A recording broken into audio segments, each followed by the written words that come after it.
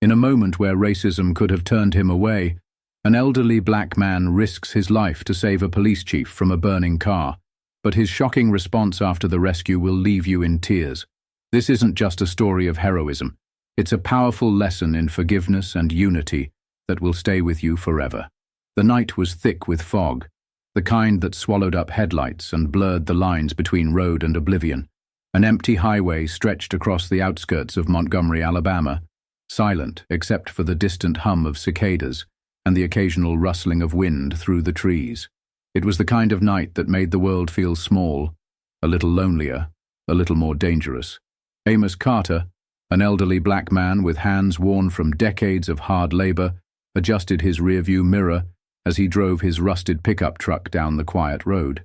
His fingers, calloused and cracked, drummed against the steering wheel, a habit he had picked up from his late wife whenever he was deep in thought.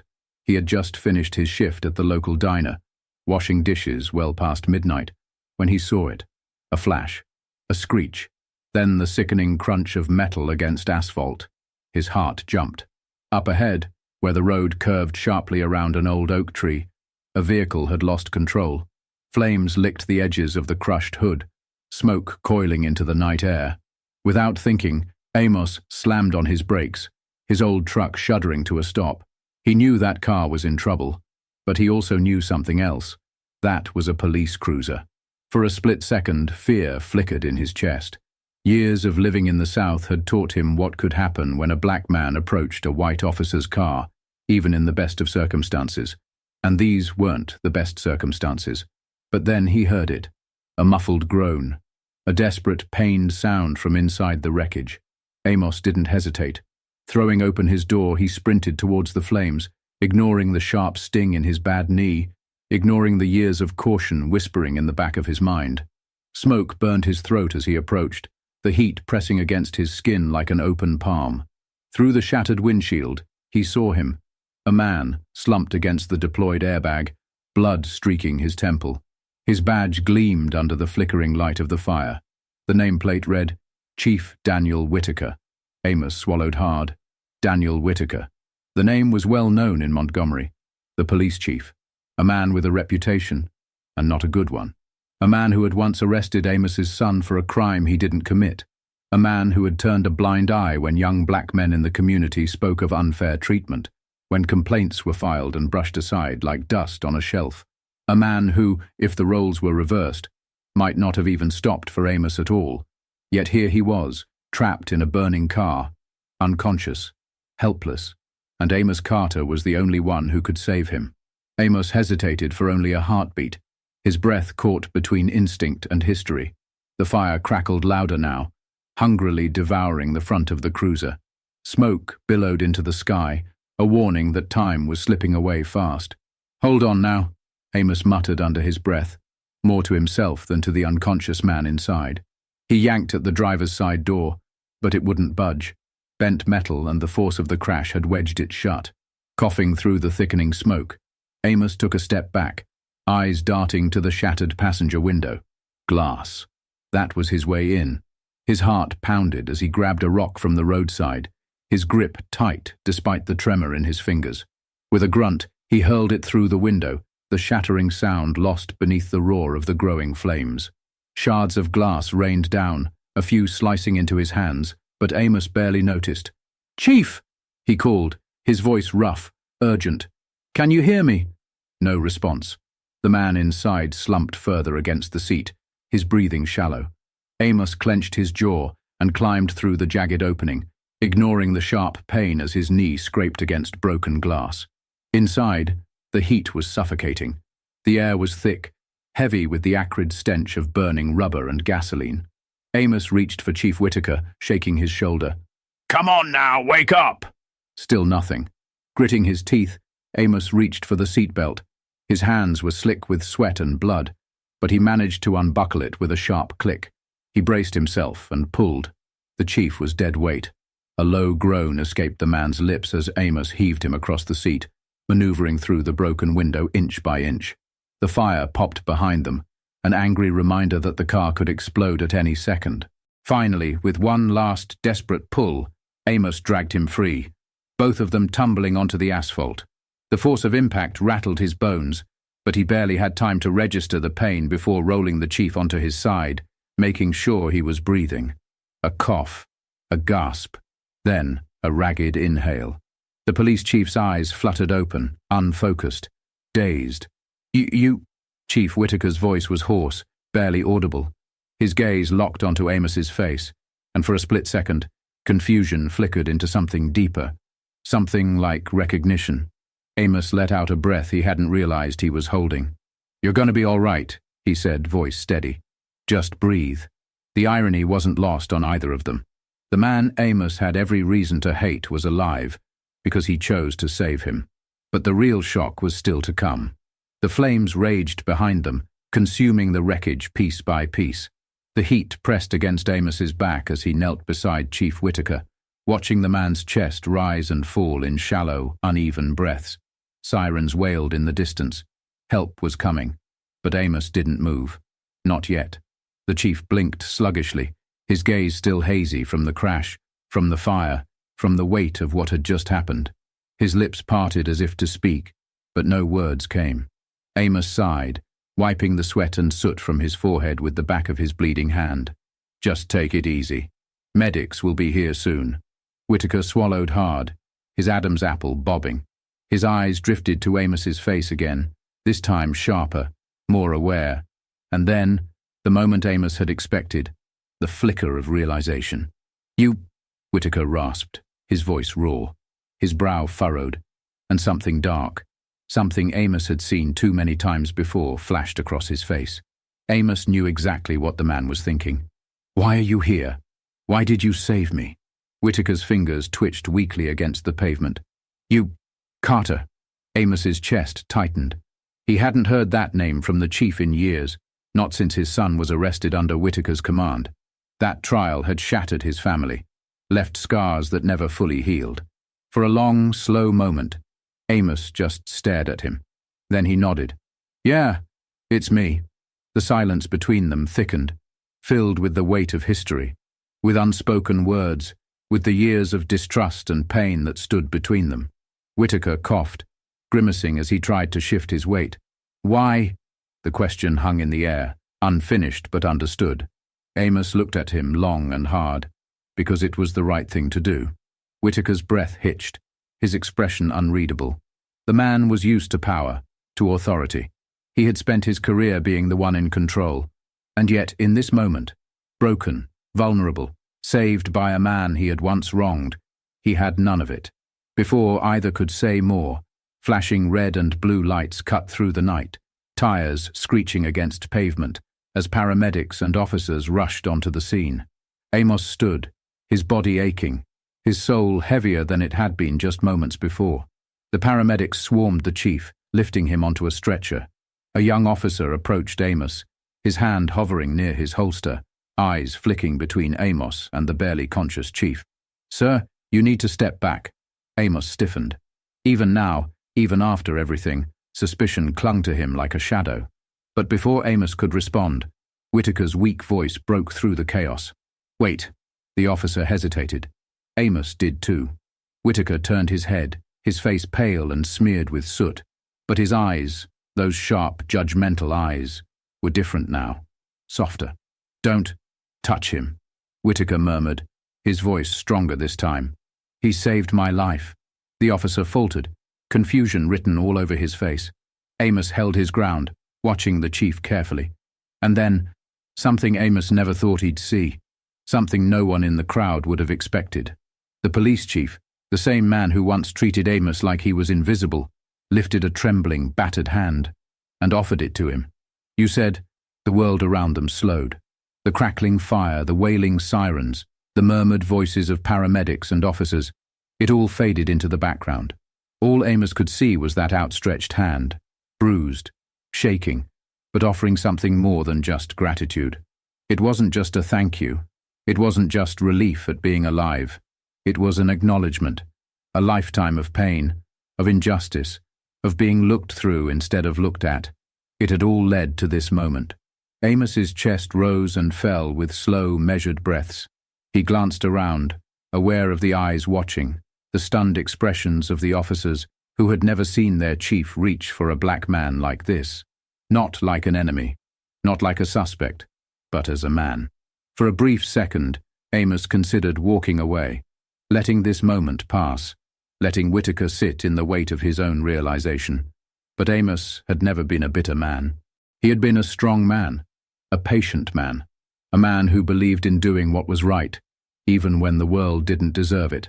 So, with a deep breath, he reached out, his rough, calloused fingers wrapped around Whitaker's, gripping firmly, not with resentment, but with quiet strength. Whitaker's breath hitched, his tired eyes locking onto Amos's. For the first time, they saw each other. A murmur rippled through the gathered officers. A few exchanged uncertain glances, as if struggling to make sense of what they were witnessing. One of them, a younger officer with wary eyes, shifted uncomfortably, his fingers still twitching near his holster. But Whitaker didn't let go. His grip tightened, his lips parting as if to say something he had never said before, maybe something he had never allowed himself to feel before. But then, exhaustion won. His eyes fluttered shut, his body going slack as the paramedics loaded him into the ambulance. Amos released his grip, watching as the stretcher was lifted. A heavy hand landed on his shoulder. Amos turned to find a paramedic, a young black woman with kind, knowing eyes. "You okay, sir?" she asked softly. Amos let out a slow breath. Was he okay? He had just saved a man who once ignored his son's cries for justice, a man whose uniform carried the weight of every painful memory Amos had tried to bury. And yet, he didn't feel regret. He nodded. "Yeah, I'm okay." The officer who had initially approached Amos took a step forward, clearing his throat.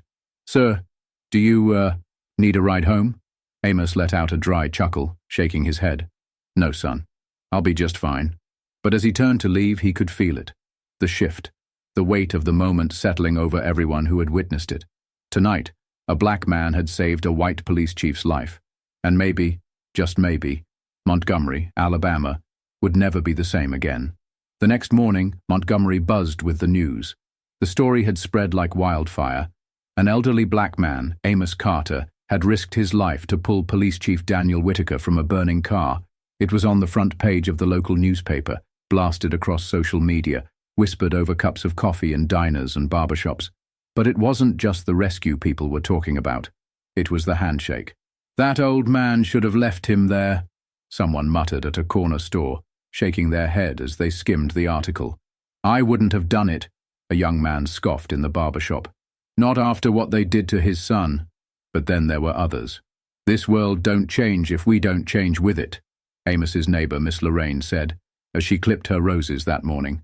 "He did what needed to be done, and that speaks louder than any grudge." At the precinct, the tension was different. Officers shuffled awkwardly, side-eyeing each other in the hallways. Some still clung to their biases, their silence a reflection of their unwillingness to see beyond a uniform and skin color. But others, especially the younger recruits, were shaken.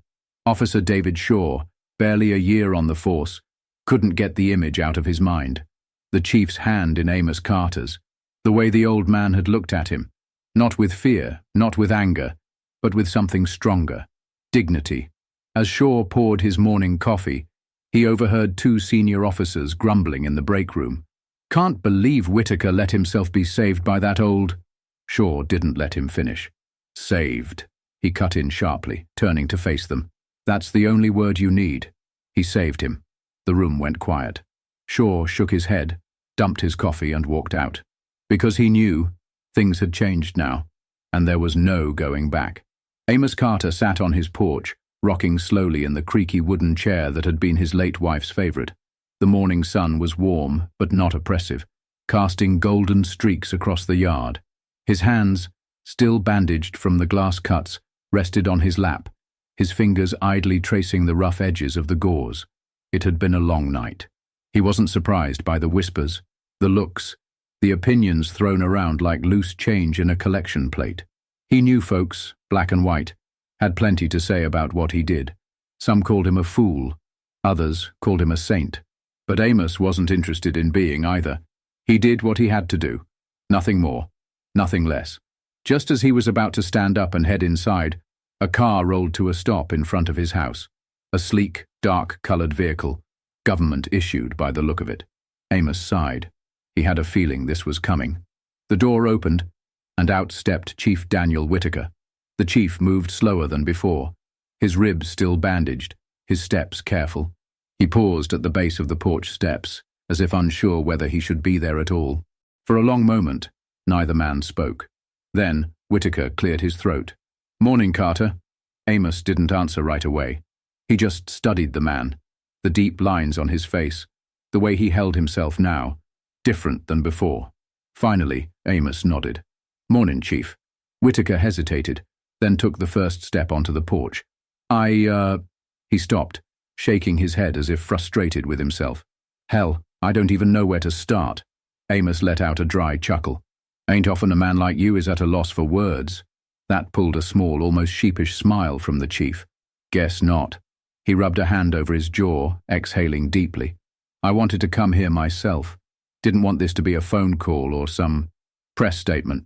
He glanced at Amos, his voice quieter now. "I needed to look you in the eye."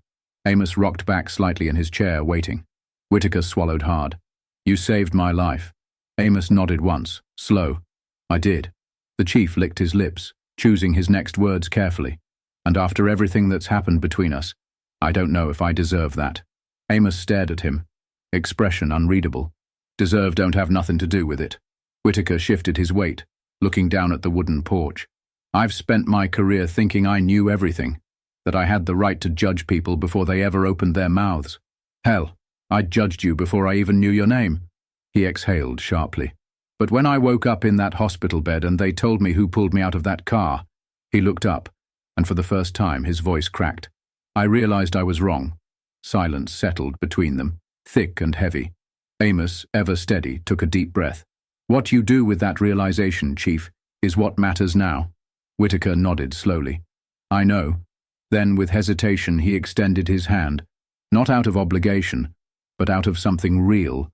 Amos glanced down at it, his lips pressed together, and then, after a long pause, he reached out, gripping the chief's hand firmly. A quiet understanding passed between them. The past couldn't be erased, but maybe, just maybe, the future could be different. Word of Chief Whitaker's visit to Amos Carter's porch spread faster than wildfire.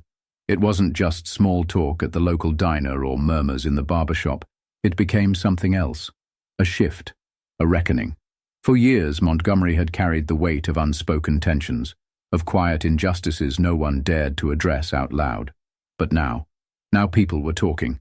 Down at the precinct, officers who had once followed Whitaker's lead with silent obedience now looked at him differently, some with curiosity, some with skepticism, and others with the kind of cautious hope that had never existed before. Young Officer David Shaw sat in the break room, flipping through the morning paper. The headline read, "Rescued by the man he ignored. Police Chief faces new reality." Shaw exhaled, shaking his head. "Damn," he muttered. "Never thought I'd see the day." His partner, a more seasoned officer, scoffed from across the room. "You really think this changes anything?" Shaw leaned back in his chair, his eyes steady. "Don't know, but it's a start." Meanwhile, on the other side of town, the Reverend at New Hope Baptist Church adjusted his tie before stepping up to the pulpit that Sunday morning. His congregation sat still, waiting for his words, their eyes reflecting generations of resilience. He placed his hands on the podium and sighed. When a man reaches out his hand, truly reaches, what do? Do we slap it away? Or do we take it, knowing that forgiveness ain't weakness, but strength? A murmur of agreement rippled through the pews. Back on his porch, Amos Carter didn't need a newspaper or a Sunday sermon to tell him things were changing. He could feel it. It was in the way his neighbors waved a little longer when they passed by, in the way young folks stopped to talk to him outside the corner store, in the way a police car rolled down his street and didn't make him feel uneasy for the first time in decades. Still, Amos wasn't naive. He knew one handshake wouldn't fix everything.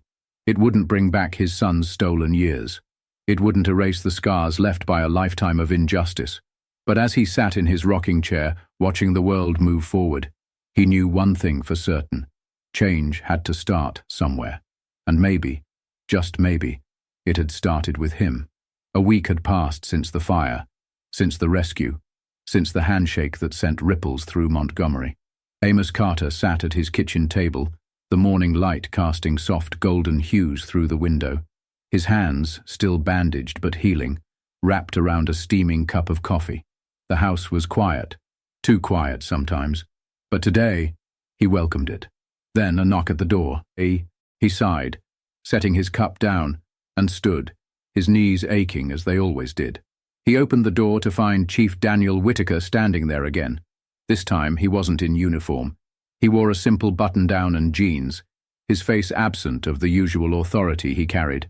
Instead, there was something else there. Uncertainty, maybe even humility. "I hope I'm not disturbing you," Whitaker said, shifting his weight. Amos eyed him for a moment before stepping aside. "Guess I got enough coffee for two." Whitaker nodded, stepping in. Inside, Amos poured him a cup. No sugar, no cream. The chief didn't ask for either. He just took the cup, holding it between his hands like it was something delicate. For a long moment, neither spoke. The air was thick with everything left unsaid. Finally, Whitaker exhaled. "I've been thinking a lot about what you said, about what I do with all this." He looked up, eyes searching. "I don't want this to be just a moment, Amos. I want it to mean something." Amos sipped his coffee, nodding slowly. "And what does that mean for you, Chief?" Whitaker swallowed hard, setting his cup down. "It means listening when I haven't before. It means looking at the people I've sworn to protect and actually seeing them." He sighed. "And it means making things right, not just with words, but with action." Amos studied him. He had heard promises before, had seen men change their tune when the world was watching, only to slip back into old habits when the spotlight dimmed. But something about Whitaker felt different. Maybe it was the way his shoulders weren't squared with authority anymore. Maybe it was the way he sat, not as a police chief, but as a man who had been given a second chance. Amos leaned forward, his voice steady. "Then do it, Whitaker. Start fixing what's broken.